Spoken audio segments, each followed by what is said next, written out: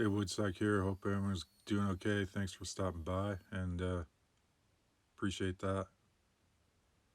Um, Doing this chainsaw carving is the first time, so I'll probably make tons of mistakes.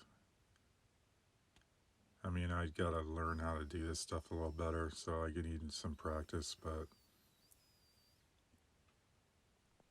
I find that going online and looking at 3D programs like this, for example, will help you out, visualize the shapes better.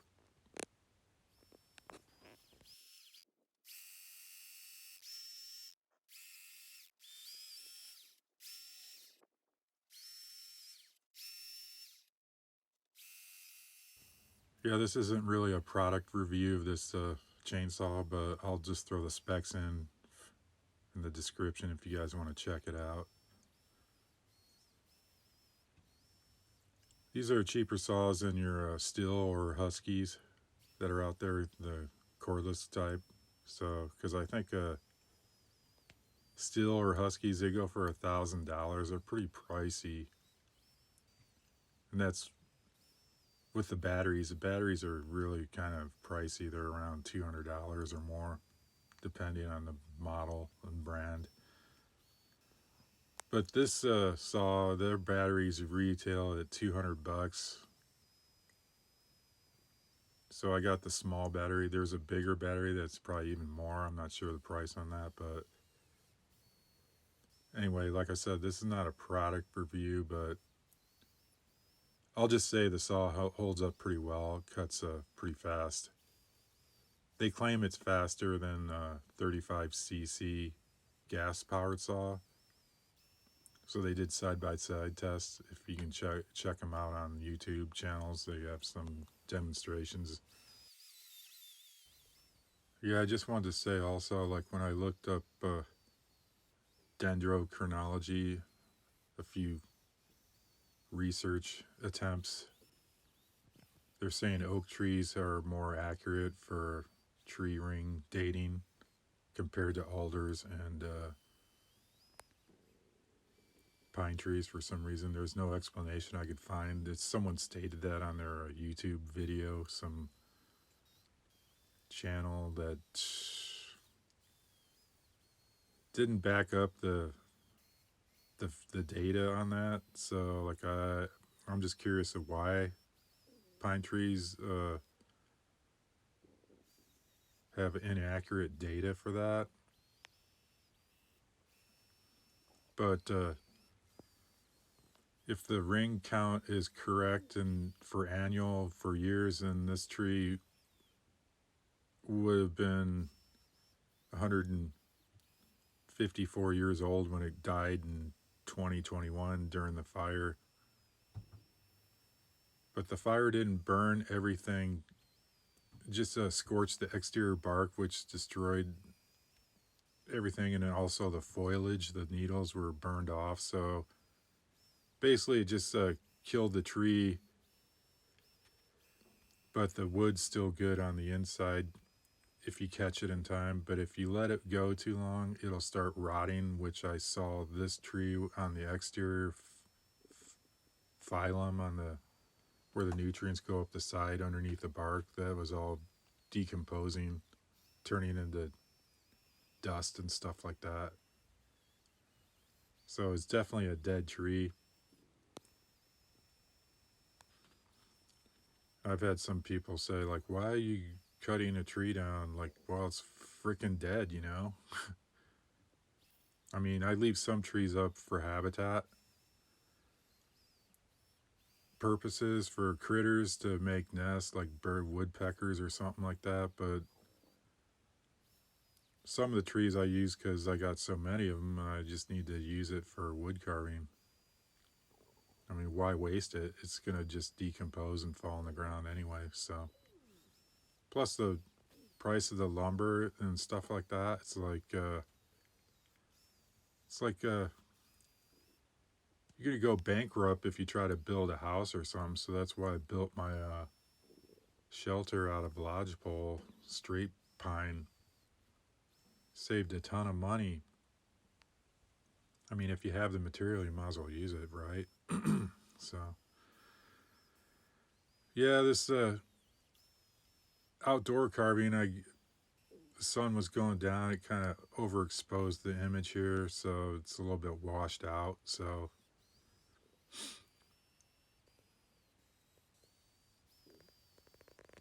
kind of creates a bad video a little bit, but I try to like do the best I can.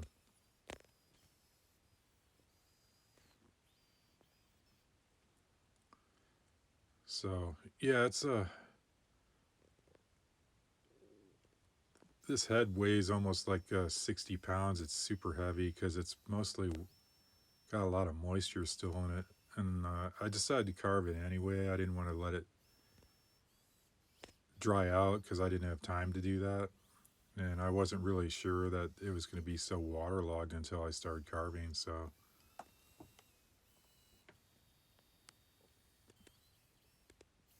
and there's no cracks at all on it too. So that's an indication that it hasn't dried out yet. But I'm sure after a while this thing's going to develop some cracks and stuff like that. We'll see though.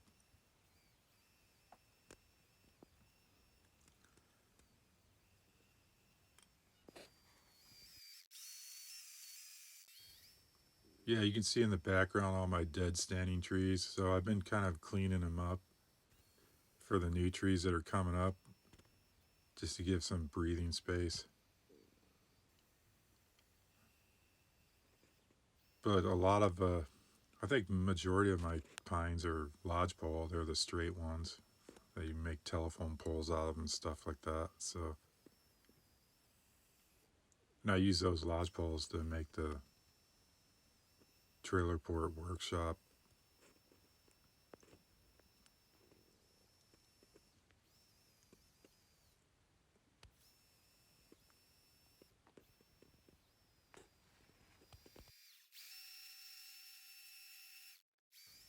Also wanted to mention one more thing about this saw. It's a top handle saw, so it's mainly used for smaller light duty work, like trimming branches off and minor chunking of trunks and stuff like that. But being that it's a top handle, it kind of gets jittery, kind of vibrates, and when you're cutting sometimes. So it's not like a typical chainsaw where the handle's on the back at the very end. So you have less control with this kind of thing.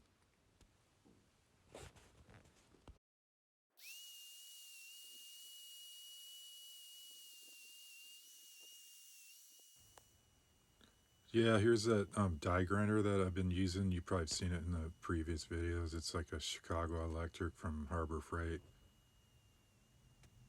It's El Cheapo. It's probably about 20 bucks. But it's only like one speed. It's not variable, which I don't like. And I'm using a saber-tooth flame burr on it, a coarse burr, which is the orange type. And it's creating a lot of fuzzies on this Ponderosa pine for some reason. I'm not sure why. Maybe it's because of the moisture content. But I won't be able to sand it down until the whole thing dries a little better. So I'm going to just leave it as is. Maybe if I use a torch, I could burn some of that stuff off. I don't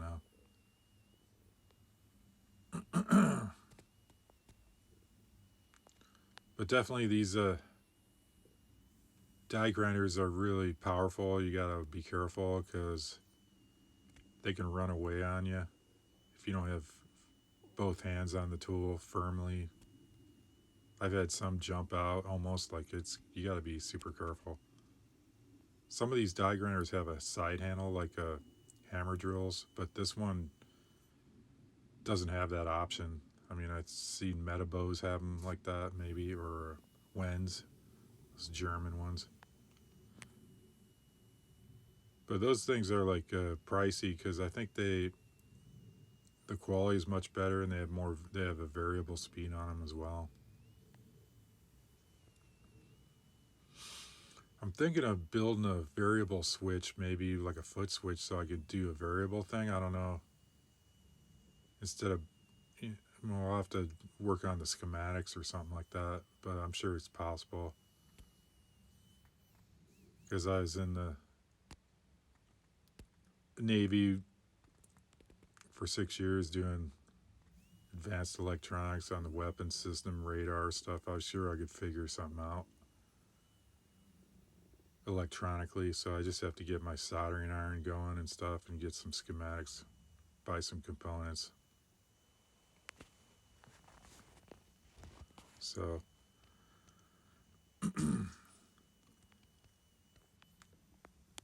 yeah, I'm just going by memory on this face. I don't use any reference photos too much, except for that block out in the beginning.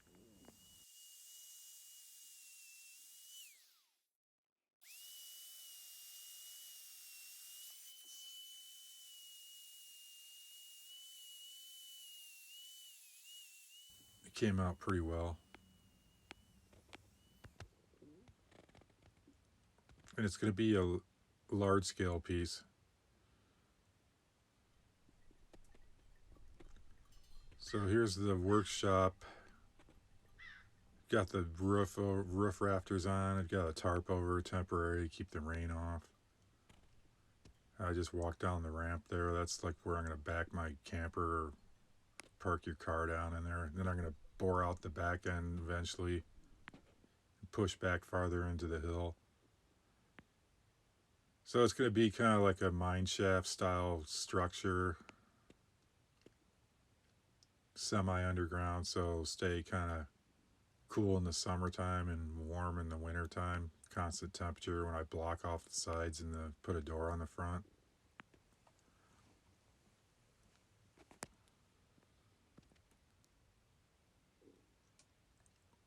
But yeah, it's a pretty cool workshop.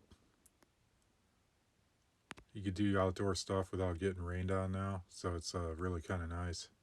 Before I just had to stick it in the camper and do stuff, but now when I could do this larger scale stuff with a chainsaw, so it's going to be working out pretty well.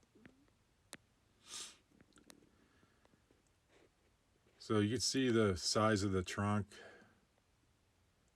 It doesn't look big, but the tree rings were really tightly compacted up to 154, like I said, so that tells you there's a lot of droughty years or something like that. It doesn't have a lot of rainfall in this area because we're on the eastern side of the rain shadow of the Cascades, so basically stuck between the Cascades and the high desert, eastern Oregon, so there is a lot of arid characteristics of this area. But I'm at 5,200 feet elevation, about a mile high, so it is pretty up there, and we do get some kind of nasty weather in the wintertime sometimes.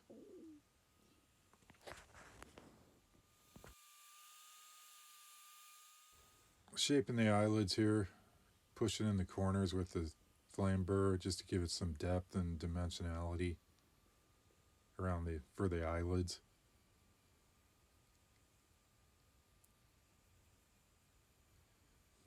When you look at like eastern faces, they usually don't have much of an eyelid, like Japanese, Chinese, Asian. So like I'm trying to not do it too much because it would be too more Caucasian style, like I mean European style face or American, what have you.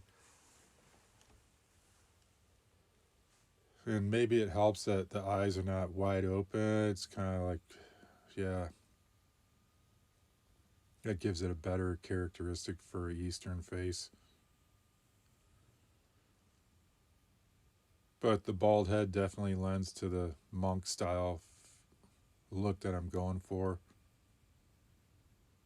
Tibetan monk, what have you. And when I made this face, I almost screwed up because, like, look at how low I'm getting. I don't have much real estate on the bottom there. So I had to be kind of aware of that where I'm putting the mouth in, because, like, basically it's not going to have a chin. It's going to be coming out of the tree stump more or less, like emergence or something like this. But this piece of wood is pretty large, so it's not going to be necessarily an indoor piece. It'll probably be outdoor, so I might have to put some protective coating on it. But you can see already the difference in tone on the forehead, where it, and then the lighter color. That's because the ultraviolet radiation of the sun's already darkening the wood in a matter of days. That's how crazy it is. So it's more intense as well. So that's another thing to keep in mind, that your wood stuff's going to naturally darken throughout time.